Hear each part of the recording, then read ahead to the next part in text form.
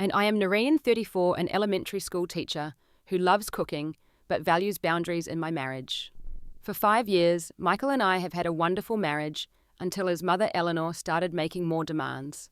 The last straw was when she announced 30 guests would come to our house for Thanksgiving without asking me first. I was shocked, but responded calmly with unexpected words that changed everything. Before I tell you how I stood my ground, let me know where you are watching from and hit subscribe if you have ever dealt with an overbearing in-law. Growing up in a modest home in Pennsylvania, my parents taught me the importance of independence and respect. These values shaped who I am today and how I approach relationships. When I met Michael at a teachers' conference 6 years ago, we had an instant connection. We bonded over our shared values and love of cooking. His warm smile and thoughtful questions made me feel seen in a way I had never experienced before. Michael, now 36, has built a successful career as an architect. He designs beautiful spaces for others, but still carries childhood patterns of appeasing his mother. When we first started dating, I noticed how he would change his plans immediately if Eleanor called. At the time, I thought it was sweet how devoted he was to his family. I didn't recognize the unhealthy dynamics at play. Eleanor is a wealthy widow and former corporate executive. After her husband died 10 years ago, she channeled all her controlling tendencies toward her only son. She is used to giving orders and having them followed without question. When Michael first introduced me to her, her smile never reached her eyes. She looked me up and down as if assessing whether I met her standards. "So you are a teacher," she had said, making it sound like I had settled for a lesser career. How quaint. Over the years, Eleanor has committed countless boundary violations. She redecorated our guest room while we were on vacation, claiming it needed a woman's touch, despite the fact that I am in fact a woman who had already decorated it. She makes surprise visits often when Michael is at work so she can have me to herself, and she never misses an opportunity to criticize my cooking, housekeeping, or appearance. "Noreen dear, have you considered highlights? Your hair looks so flat. This chicken is a bit dry, isn't it? I could teach you my recipe sometime. Do you really think that color works in the living room? It makes the space look so small." Michael's pattern in these situations has always been conflict avoidance. He believes in keeping the peace at all costs, even when that peace comes at my expense. When I would express frustration after his mother left, he would sigh and say, "That is just how she is, Noreen. She means well." I have tried to establish boundaries with Eleanor several times. Sometimes I succeeded, like when I firmly told her she could not just walk into our bedroom without knocking. Other times my efforts were undermined, usually by Michael giving her a spare key after I had changed the locks. Last year's Thanksgiving was particularly difficult. I had spent days preparing a traditional meal with all the fixings. Eleanor arrived with a store-bought pumpkin pie, despite knowing I had made one from scratch. Then during dinner she commented loudly, "The turkey is fine, but it is a bit overdone. Next year I should show you my technique." I saw several guests exchange uncomfortable glances. My cheeks burned with embarrassment and anger. Later, when I told Michael how hurtful his mother's comment had been, he just said, "She was trying to help. Can't you just let it go?" These incidents created growing tension in our marriage. We began arguing more frequently, usually after one of Eleanor's visits or calls.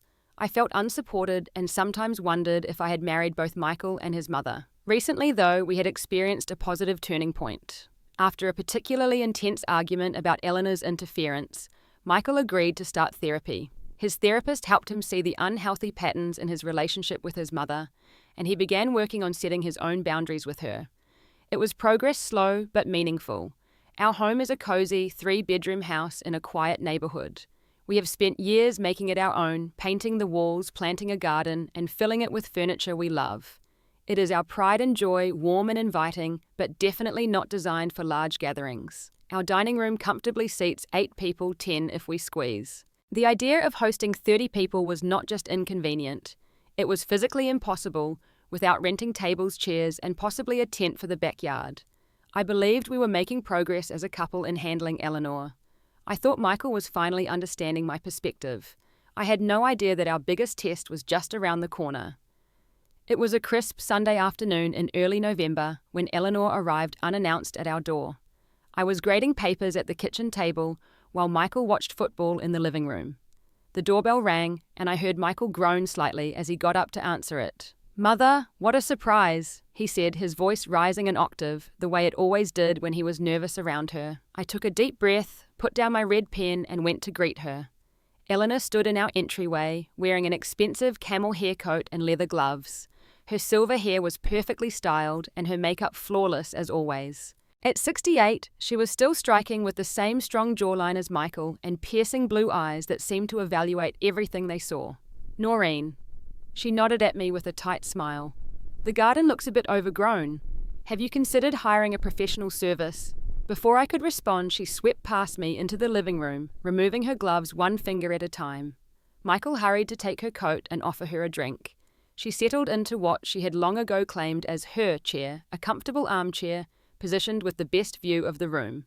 I came by to discuss Thanksgiving, Eleanor announced, accepting the glass of white wine Michael handed her.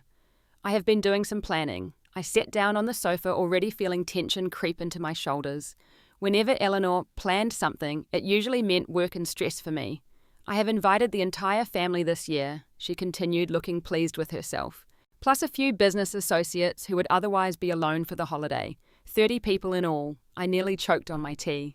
30 people where? Eleanor looked at me as if I were being deliberately obtuse. Here, of course. Your house is centrally located for most of the family. My mind raced through the impossible logistics. Our house could maybe, with extreme creativity, accommodate 15 people standing and eating in shifts. 30 was absurd. Eleanor, I do not think that would work. Our dining room is too small, and we do not have enough seating or dishes for 30 people, I explained, trying to keep my voice calm and reasonable. She waved her hand dismissively. Details. We can rent tables and chairs. And I expect you will want to cook everything from scratch, of course. Your previous holiday meals have been quaint but limited. This is an opportunity to really showcase your abilities. I felt a flush of anger at the backhanded compliment. 5 years of her subtle insults had built up like sediment, and I was running out of room to bury my feelings. It is not just about space, Eleanor. Preparing food for 30 people would take days, and it is a significant expense. I looked to Michael for support, but he was studying his hands, his face a mask of discomfort. I am happy to help financially, Eleanor said, though her tone made it clear this was not an offer, but a way to remove my objections. I have already started planning the menu. I think we should have 2 turkeys this year and at least 6 different sides. And proper crystal for the wine, not those everyday glasses you use. Every statement felt like an arrow aimed at my inadequacy. I could feel my heart rate increasing as she continued to outline her vision for an elaborate Thanksgiving that completely disregarded our home's limitations and my own wishes. The Hendersons always serve 3 dessert options, so we should aim for at least 4, she continued, referring to family friends whose wealth she constantly tried to match or exceed. And I thought we could use my grandmother's china. I will bring it over the week before. Michael finally spoke, his voice quiet. That sounds like a lot, Mother. Have you talked to Noreen about any of this before today? Eleanor looked genuinely confused. Why would I need to? Thanksgiving is a family holiday and I am family. Besides, Noreen loves to cook, do not you, dear? The way she said dear made it sound like an accusation rather than an endearment. I excused myself to the kitchen, needing a moment to process my thoughts and control my emotions. As I filled a glass with water, I could hear Eleanor continuing to detail her plans to Michael, speaking loudly enough to ensure I could hear from the kitchen. The Wilsons are bringing their new baby, so we will need to set up a quiet space for nursing. And Judge Patterson has dietary restrictions, no gluten or dairy. I am sure Noreen can accommodate that. I leaned against the counter, closed my eyes, and recalled what my therapist had told me about healthy boundaries. Boundaries are not about controlling others, she had said. They are about clarifying what you will and will not accept, and then following through with actions that protect your well-being. For 5 years, I had tried to accommodate Eleanor's demands and criticism to keep the peace. I had bent until I felt I might break. But this latest demand was so outrageous, so completely dismissive of me as a person with my own needs and limitations, that something inside me snapped into place rather than breaking. A clarity I had never felt before washed over me. When I returned to the living room, Eleanor was in the middle of a monologue about family traditions and obligations. When I was growing up, my mother hosted 40 people every Thanksgiving, and she never complained. She was telling Michael, "It is what families do. We come together. We make sacrifices." Her voice took on the emotional weight she wielded so effectively. "Since your father passed, these gatherings have meant everything to me." I sat down again, a decision forming in my mind. This was where I needed to take a stand, not just for this Thanksgiving, but for all the holidays and ordinary days to come. If I did not establish a clear boundary now, nothing would ever change. I returned to the living room with a calm determination that must have been visible on my face. Eleanor was still talking, barely pausing for breath as she outlined her vision for the elaborate Thanksgiving gathering. Michael glanced up at me, his expression caught between hope that I would go along with his mother's plans and fear that I would not. "So what do you think, Noreen?" Eleanor finally asked Otienne, though her tone suggested she expected only agreement. "I was thinking we could move the furniture in the living room to accommodate 2 long tables." I took a deep breath and delivered my response in a clear, steady voice. "Sure, but not with me here." The room fell silent. Eleanor blinked several times as if she could not quite process what she had heard. "I beg your pardon. I said you can host 30 people for Thanksgiving, but not with me here." I repeated, my voice still calm. "I was not consulted about this plan. Our house cannot comfortably accommodate that many people, and I am not willing to spend days cooking elaborate meals for 30 guests who were invited without my knowledge or consent." Eleanor's face went through a rapid series of expressions: confusion, disbelief, and then anger. "You cannot be serious. This is what families do, Noreen. We come together for holidays." "I agree that families gather for holidays," I said, "but real families communicate with each other. They make decisions together. They show respect for each other's boundaries and limitations." Eleanor's cheeks flushed pink. "This is ridiculous. Michael, tell her she is being unreasonable." Michael shifted uncomfortably in his seat. "I think we should all calm down. Maybe we can find a compromise." "There is nothing to compromise about," Eleanor snapped. "This is Thanksgiving. It is tradition. Your father and I always hosted the entire family." "And that was your choice," I pointed out. "This is our home, and we get to choose how we use it." I would have been happy to discuss options for Thanksgiving, but I will not be told that I am hosting 30 people without any consideration for my feelings or input. Eleanor stood up, her hands shaking slightly. "I see. So you are going to use my son's house to exclude me from family traditions." "This is our house," I corrected her, "and I am not excluding you from anything. I am simply not agreeing to host a gathering that was planned without my involvement." "Michael." Eleanor turned to her son, her voice taking on a wounded quality that I had seen her use effectively many times before. "Are you going to let her speak to me this way after everything I have done for you?" Michael looked physically pained. "Mother, please. Noreen has a point about being consulted first." "So you are taking her side?" Eleanor's voice rose. "I am only trying to continue our family traditions. I do not understand why that is being treated like some kind of crime." "It is not about sides," I said. "It is about respect. Would you have gone to any of your friends' homes and informed them they were hosting 30 people without asking first?" "That is different," Eleanor insisted. "This is family. Family should treat each other with more consideration, not less," I countered. Eleanor's anger escalated further. "You are being selfish and divisive. Thanksgiving is not about your convenience. It is about gratitude and togetherness." I maintained my composure, though my heart was racing. "I agree completely about the meaning of Thanksgiving. That is why I think it should be celebrated in a way that respects everyone involved, not just the person making the plans." Michael finally stood up. "Both of you, please. We can work this out." Eleanor turned to him, her eyes bright with unshed tears that I knew from experience could be summoned at will. If she cannot do this one thing for the family, then perhaps she is not family. "Koisu." The words hung in the air like poison. I felt a stab of pain but refused to show it. "Real family," I said quietly but firmly, means respect, consideration, communication. It does not mean making unilateral decisions and expecting others to fall in line. That is not family, Eleanor. That is dictatorship. Eleanor gasped as if I had slapped her. She grabbed her purse and coat. "I see there is no reasoning with you. Michael, I will call you later.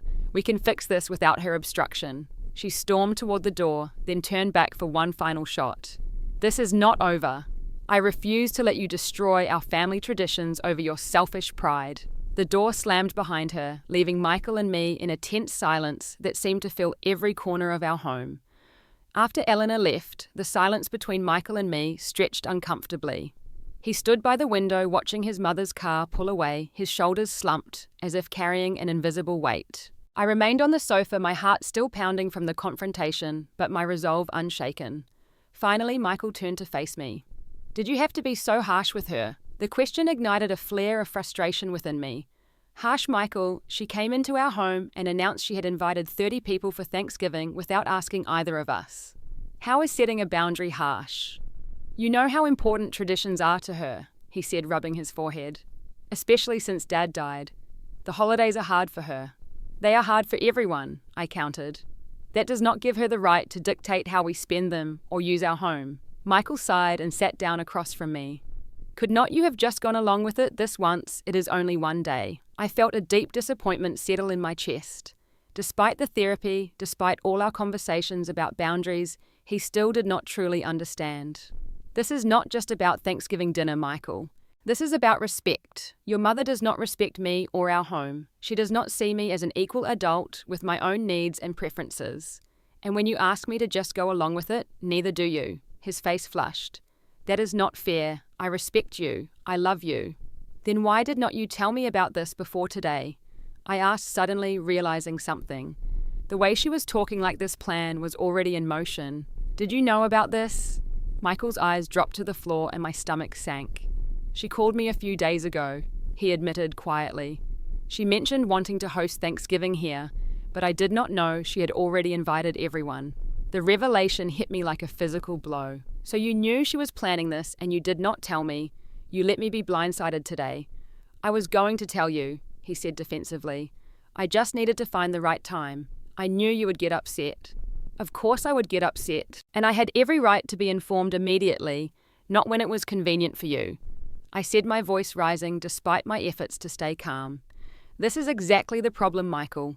You and your mother make decisions that affect me without including me, and then act like I am being difficult when I object." "You know how she is," Michael said, falling back on his usual excuse. "If I had told her no right away, she would have been hurt. So instead, you hurt me," I stated plainly. "You chose to protect her feelings over mine. Again." The argument escalated as years of frustration bubbled to the surface. Every instance where Michael had chosen his mother's comfort over my well-being, every time he had asked me to bend because it was easier than asking Eleanor, to every boundary crossed and excuse made, it all came pouring out. "I cannot keep doing this," I finally said, tears threatening. "I cannot keep competing with your mother for a place in my own marriage. You need to choose, Michael. Either you support me in this boundary, or I will spend Thanksgiving with my parents in Pennsylvania." Michael's eyes widened. "You would leave for Thanksgiving?" "Yes," I said simply, "because this is a line I will not cross. Not anymore." "What about a compromise, son?" he suggested, his voice taking on a pleading quality.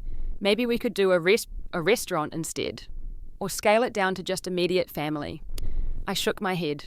"You are missing the point. This is not about logistics. It is about consent and respect. Neither you nor your mother asked for my input before making plans that would significantly impact me. That is the issue. So there is no room for discussion, no middle ground." He asked, frustration evident in his voice. "The time for discussion was before 30 people were invited to our home," I said firmly.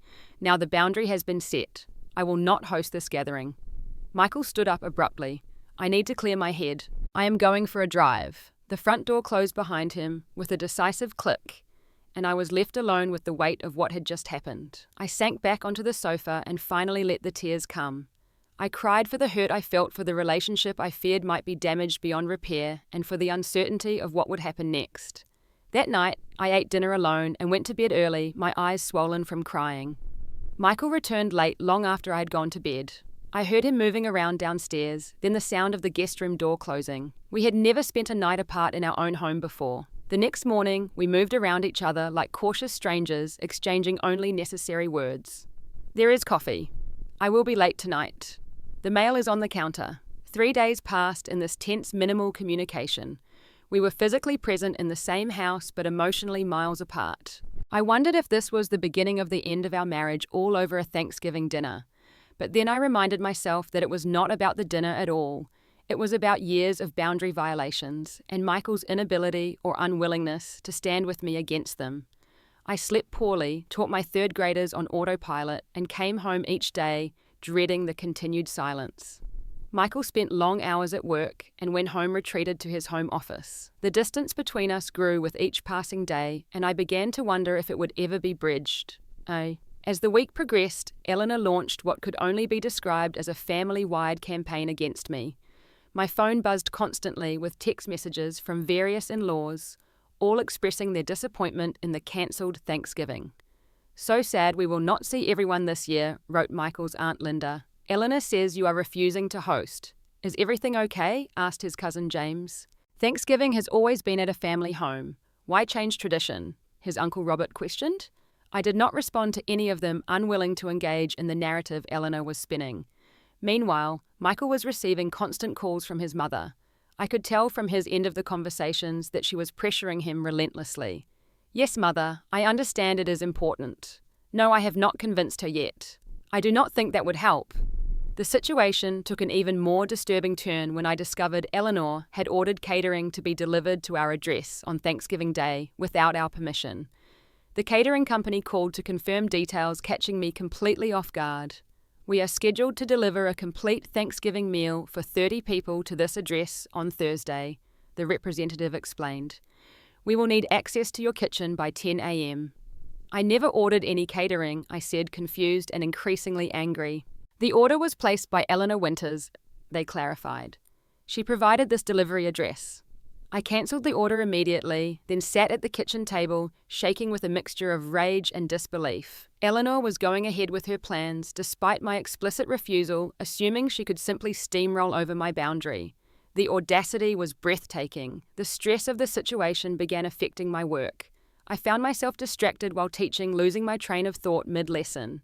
My principal noticed and asked if everything was all right. I gave a vague answer about family stress, but the truth was I felt like I was unraveling. That evening, I called my best friend Sarah for support. Unlike others who might have advised compromise for the sake of peace, Sarah validated my feelings immediately. "She did what?" Sarah exclaimed when I told her about the catering. "Noreen, that is completely unacceptable. You are absolutely right to stand your ground." "Michael still does not fully get it," I admitted. "He thinks I am overreacting. Because he has been conditioned his whole life to give in to her," Sarah pointed out. "This is not just about Thanksgiving. This is about whether you will have any say in your own life going forward." Her words crystallized what I had been feeling but struggling to articulate. This was a defining moment in our marriage, a test of whether Michael and I could function as a united team or whether Eleanor would always come between us. The next day, Michael told me he had scheduled an emergency session with his therapist and had gone alone. That evening, he asked if I would join him for the next appointment. "Dr. Levinson thinks it would be helpful if we came together," he explained, his voice softer than it had been in days, "to talk about what is happening." I agreed, feeling a small spark of hope that professional intervention might help bridge the gap between us. The joint therapy session was intensely emotional but clarifying. Dr. Levinson, a kind-faced woman in her 50s, helped us identify the real issues at stake. "This conflict is not really about a dinner," she observed. "It is about boundaries and respect. Noreen feels her autonomy has been violated, and Michael feels torn between his wife and his mother." Michael nodded slowly. "I do feel caught in the middle. I do not want to hurt either of them. But by trying not to hurt anyone, you end up hurting Noreen consistently," Dr. Levinson pointed out gently, "because she is the one whose boundaries are being crossed." As the session continued, Michael had what seemed like a breakthrough moment. He described his childhood with Eleanor, how her approval had always been conditional on his compliance with her wishes, how he had learned early that standing up to her led to emotional withdrawal and guilt trips that could last for weeks. "I guess I never really grew out of that pattern," he admitted, his voice cracking slightly. "It is easier to ask Noreen to bend than to face my mother's reaction when she does not get her way." "But what is the cost of that pattern?" Dr. Levinson asked. Michael really looked at me for the first time in days.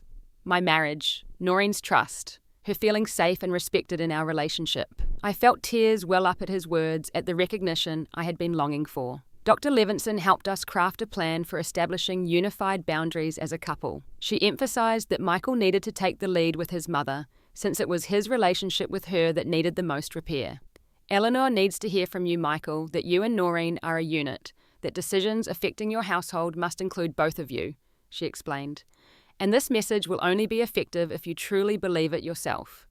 By the end of the session, we had agreed on a clear approach for addressing the immediate Thanksgiving situation and the broader pattern of Eleanor's boundary violations. For the first time in days, Michael and I left together, walking to the car with our hands occasionally brushing against each other, the wall between us beginning to crumble. That night we stayed up late, talking, reconnecting, and strengthening our resolve for the conversation we would have with Eleanor the next day. When we finally went to bed, Michael held me close, whispering, "I am sorry it took me so long to understand. I will not let you down again." I wanted to believe him, but knew the real test would come when we faced Eleanor together. The next morning, Michael called his mother and asked her to come over that evening for an important conversation. His voice was steady, more confident than I had ever heard him when speaking to Eleanor. "Yes, Mother Noreen will be there too. This concerns both of us," he said firmly. 7 o'clock works. We will see you then. We spent the day preparing, discussing our approach, and reinforcing our unity. By the time the doorbell rang at precisely 7, we were sitting together on the sofa, a united front, both physically and emotionally. Eleanor arrived looking polished as always, but there was a triumphant gleam in her eye that suggested she believed she had won. She carried a folder that I suspected contained more Thanksgiving plans. "Michael Noreen," she greeted us, her tone warm toward her son, but notably cooler toward me. "I brought the contact information for the new caterers and some ideas for decorations. I think we can still pull this together if we start immediately." Michael gestured for her to sit down. "Before we discuss anything else, Mother, we need to have an important conversation." Eleanor looked between us, finally noticing our serious expressions and close proximity to each other. The triumphant gleam faltered slightly. "What is it?" she asked, settling into her usual chair, but perching on the edge rather than leaning back comfortably. Michael took a deep breath, and I squeezed his hand in support. This was his moment to take the lead, as we had discussed. "Mother, I love you, and I value our relationship," he began, his voice gentle but firm. "But what happened this week cannot happen again. Noreen and I are a team, a partnership. Decisions that affect our home and our time need to include both of us." Eleanor's face tightened. "I was only trying to continue our family traditions. I do not understand why that has created such drama." "It is not about the tradition," Michael continued, staying remarkably calm. "It is about the way it was handled. You made plans that significantly impacted us without consulting us first, and when Noreen expressed her discomfort, her feelings were dismissed." "So this is about Noreen's feelings," Eleanor said, her tone making it clear what she thought of that. "Holidays have always been difficult for me since your father passed. I would think my feelings would matter too." "Of course they do," I said, entering the conversation for the first time. "All of our feelings matter. That is why communication is so important." Michael nodded. "Mother Noreen and I have made a decision together. We will not be hosting Thanksgiving at our house this year." Eleanor's face flushed. "But I have already told everyone you cannot possibly expect me to uninvite 30 people just because she does not want to cook." She gestured dismissively toward me. "This is not Noreen's decision," Michael corrected her firmly. "It is our decision. And yes, you will need to inform everyone that plans have changed." I remained quiet, letting Michael handle his mother as we had agreed, but offering supportive nods and maintaining physical contact with him to reinforce our unity. Eleanor tried several tactics in rapid succession.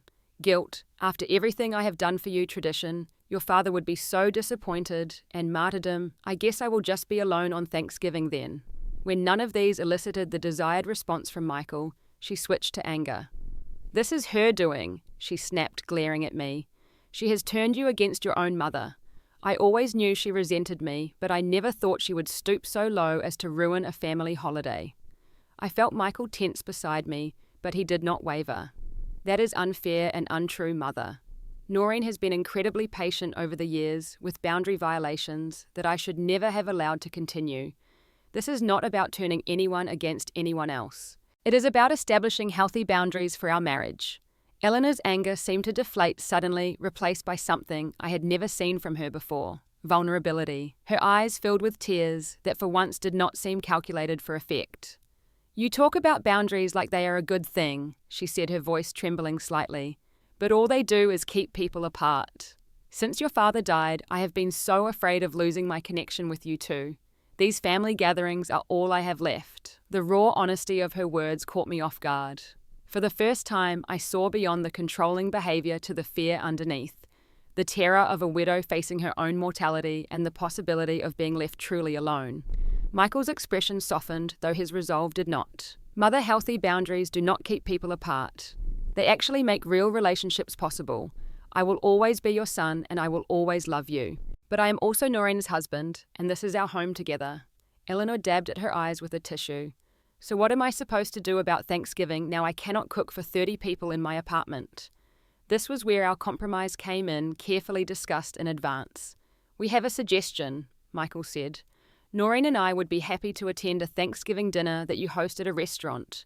Many nice places offer private rooms for holiday gatherings. That way everyone can still be together without putting the entire burden of hosting on any one person. Eleanor looked surprised by the offer. A restaurant that is not very personal. It could be, I suggested, keeping my voice gentle. You could still bring some traditional touches, perhaps centerpieces you create or printed menus with family photos. The important thing is being together, right? She considered this for a long moment, her resistance visibly weakening. The Westbrook Hotel does have a lovely private dining room. I attended a charity luncheon there last spring. That sounds perfect, Michael encouraged. You could still be the hostess coordinating everything with the restaurant, and everyone would have plenty of space. Slowly, reluctantly, Eleanor nodded. I suppose it could work, but this is an exception, not a new tradition. We can discuss future holidays as they approach, Michael said firmly, with open communication and respect for everyone's preferences. The conversation continued for another hour as we worked through the logistics of the restaurant plan. Eleanor was subdued, but gradually seemed to accept the new arrangement. By the time she left, the plan was in motion, and while she was not exactly happy, she had at least accepted the new boundary. After closing the door behind her, Michael and I embraced in the entryway, both emotionally exhausted but relieved. It had been our first true test as a united team, and we had passed. That was the hardest thing I have ever done, Michael admitted, his voice muffled against my hair, but also the most necessary. That night, for the first time in over a week, we both slept peacefully, curled together in our bed, the distance between us finally bridged. Thanksgiving Day arrived crisp and sunny, with just enough chill in the air to make it feel properly autumnal. As Michael and I got ready for the restaurant dinner, I found myself experiencing a complex mixture of emotions. Pride in the boundary we had established, anxiety about facing the extended family, who had likely heard Eleanor's version of events, and hope that this could be the beginning of a healthier dynamic. How are you feeling? Michael asked, as he adjusted his tie in the mirror. Nervous, I admitted, but also strangely confident. Whatever happens today, we faced it together. He came over and took my hands in his. That is all that matters. Us together. We had chosen our outfits carefully. Nice enough to show respect for the occasion, but not so formal as to seem like we were trying too hard. I wore a rust-coloured wrap dress that complemented the season, and Michael wore charcoal slacks with a blue button-down shirt that brought out his eyes. The Westbrook Hotel was about 30 minutes from our house, an elegant historic building in the heart of downtown. Eleanor had reserved their largest private dining room, and when we arrived, I was impressed by how beautifully she had managed to personalize the space. Fall-colored floral arrangements adorned each table, and framed family photos were displayed on a side table near the entrance. Eleanor herself stood near the door greeting guests as they arrived. She wore a tailored navy dress with a strand of pearls, every inch the perfect hostess. When she saw us, her smile tightened almost imperceptibly before she composed herself. Michael, Noreen, welcome, she said, giving Michael a kiss on the cheek and nodding politely to me. Everyone is just arriving. We are seated at the head table, of course. It was a small victory that she included me in the we without hesitation. As we made our way through the room, several family members approached us, curiosity evident in their expressions. Michael's cousin James was the first to directly reference the change of plans. So restaurant Thanksgiving, he said, glancing between us. Quite a switch from what we heard was originally planned. It seemed like the best solution for such a large group, Michael replied smoothly. And the space is beautiful, do not you think? Before James could press further, Michael guided us toward our seats, his hand steady at the small of my back. Throughout the meal, Eleanor maintained a mostly civil demeanor, though I caught several passive-aggressive comments directed my way. The turkey is quite moist, she remarked pointedly after taking her first bite. Sometimes it is best to leave these things to professionals. Each time she made such a comment, Michael would gently but firmly redirect the conversation or occasionally address it directly. The food is excellent, but so is Noreen's cooking mother. We are just enjoying a different kind of celebration this year. His consistent support meant everything to me. It was as if a lifetime of conflict avoidance had been replaced overnight with a quiet, steady strength. As the meal progressed, I was surprised when several family members approached me individually with supportive comments. "Thank you for standing your ground," Michael's Aunt Patricia whispered to me while Eleanor was occupied with other guests. 30 people in your home was completely unreasonable. Some of us were dreading it too, to be honest. Michael's cousin Stephanie nodded in agreement. Eleanor's holiday takeovers have been getting more extreme each year. Nobody wanted to say anything because, well, you know how she can be. I realized with a start that other family members had also felt overwhelmed by Eleanor's demands, but had been too intimidated to speak up.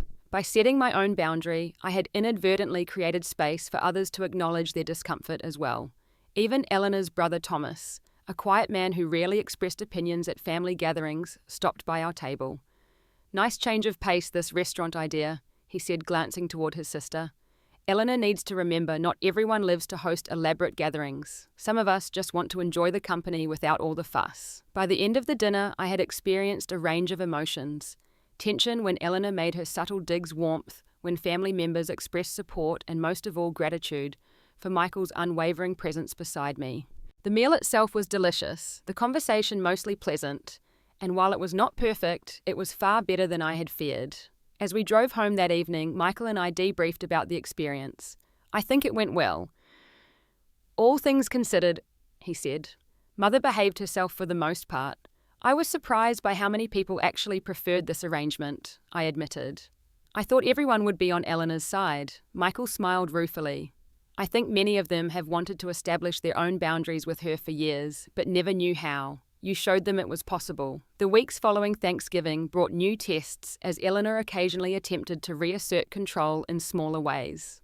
She showed up unannounced one Sunday morning just to drop off some leftovers and tried to critique our Christmas decoration plans. Each time, Michael addressed the boundary violation immediately and clearly. "Mother, we have talked about surprise visits. Please call first next time. We appreciate your input on the decorations, but we have already decided what we are doing this year." It was not always easy, and Eleanor did not always respond well, but the pattern was changing. Slowly, incrementally, she began to adjust to the new reality where her son and daughter-in-law functioned as a unit, where decisions were made together, and where her input was welcome, but not command. Christmas planning proceeded with Eleanor asking, rather than demanding, a small but significant change. "Would you be open to exchanging gifts at my apartment on Christmas Eve?" she inquired during a phone call. "I thought we could have a simple dinner, just the three of us." The request, phrased as an actual question rather than an announcement, represented tremendous progress. For me, the healing process was gradual but steady. I regained confidence in my marriage and my own worth. I no longer dreaded Eleanor's calls or visits quite as much, knowing that Michael would not leave me to face her alone. Michael continued his therapy, working through the complex dynamics of his relationship with his mother and developing a healthier assertiveness. He sometimes faltered old patterns, occasionally reasserting themselves in moments of stress, but the overall trajectory was positive. Perhaps most surprisingly, I began to see Eleanor differently, not just as an adversary or a controlling presence to be endured, but as a wounded person whose behavior, however harmful, came from a place of fear and loss. This did not excuse her actions, but it helped me respond with more compassion and less reactivity. A year later, when the next Thanksgiving approached, I made a decision that surprised even me. I voluntarily offered to host a smaller, manageable gathering at our home, immediate family only, about 12 people in total. "Are you sure?" Michael asked when I suggested it. "You do not have to do this." "I know," I said, smiling. "That is why I can offer it freely, because it is my choice, not an obligation." Eleanor accepted our invitation with unexpected grace. When she arrived for Thanksgiving dinner, she brought a homemade cranberry relish, and to my absolute shock, actually complimented my cooking. "The turkey is perfectly done," she said, after taking her first bite. "Would you share your brining technique with me sometime?" The request, genuine and respectful, marked how far we had come in a year. That evening, after everyone had left and Michael and I were cleaning up the kitchen together, I found myself reflecting on the journey of the past year. Standing up to Eleanor had been one of the hardest things I had ever done, but also one of the most necessary. By establishing that firm boundary, I had not only protected my own well-being, but ultimately created the possibility for a more authentic, if still imperfect, family relationship. "Penny for your thoughts," Michael said, drying the last of the serving dishes. I was just thinking about last Thanksgiving and how different things are now, I replied. Setting that boundary was so painful at the time, but look where it led us. He set down the towel and pulled me into an embrace. You taught me what real courage looks like. Not just standing up to my mother, but standing up for what a healthy relationship should be. As we finished cleaning and turned off the kitchen lights, I felt a profound sense of gratitude, not just for the holiday we had just shared, but for the hard-won wisdom that true family is built on mutual respect, clear communication, and boundaries that protect rather than walls that divide. Have you ever had to stand firm against someone who tried to control your life? It takes incredible courage to say no to people who are used to hearing yes, especially family members. If my story resonated with you, please share in the comments how you have maintained your own boundaries in difficult relationships. And if you are still gathering the courage to set those boundaries, remember that you deserve respect and consideration. Subscribe for more stories about finding strength in challenging situations, and thank you for being part of this journey with me. Whatever boundaries you need to set in your own life, I believe in your right to do so.